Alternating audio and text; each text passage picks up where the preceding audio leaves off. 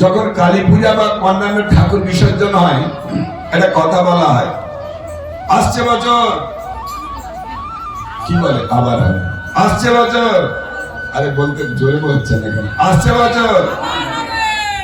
এখন শুনুন, ওগুলো দেব দেবীর পূজা, বাৎসরিক ক্রিয়া বা বিসর্জনের ক্ষেত্রে হয়, কিন্তু এই বৃন্দাদেবী এখানে আছেন, এখানে আজকে ভালো করে জল দিয়ে দিয়ে আর বলুন আসছে বছর আবার জল দেওয়া হবে, গাছটা 1 বছর জল খাওয়ার জন্য আপনার হাত থেকে বেঁচে থাকবে তো?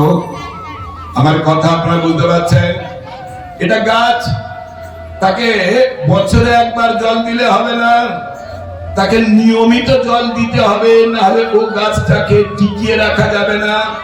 ঠিক তেমনই আমাদের প্রত্যেকটা মানুষের আত্মার চেতনার বৃদ্ধি হচ্ছে শ্রদ্ধা। সেই শ্রদ্ধা যদি শ্রবণ কীর্তন জল পায়, ক্রমাগত বৃদ্ধি প্রাপ্ত হয়ে ভক্তিতে পরিণত হবে, সেই ভক্তি আবার শ্রবণ কীর্তন জল দ্বারা বর্ধিত হয়ে প্রেমে পরিণত হবে, তারপরে আমরা ভগবানের সেবার সৌভাগ্য লাভ করব। তাহলে সেই জল যদি আপনারা বছরে বাৎসরিক ক্রিয়া যখন হবে একবার ভাগবত শ্রবণ করলেন, আর 1 বছর পরে যদি আবার ভাগবত শ্রবণ করেন, তাহলে আপনার ভেতরের চেতনের যে অঙ্কুর আছে বেঁচে থাকবে তো?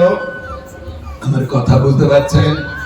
প্রভুরা ব্যবস্থা করেছেন, সোমনাথ প্রভু তাই তো ব্যবস্থা করেছেন। আপনার ওই বছরের অপেক্ষা করবেন না।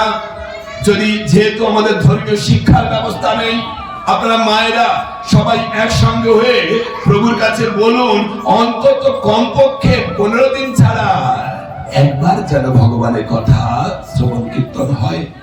ধর্মীয় শিক্ষাগুলো জানার দরকার আছে। দেহটা পেয়েছেন, কিভাবে ব্যবহার করবেন সেটা যদি না জানতে পারলেন, দেহটা সময় মতো ছেড়ে দিতে হবে, হিতে বিপরীত হবে, সে বিষয় নিয়ে আলোচনা করব। সঙ্গে থাকুন।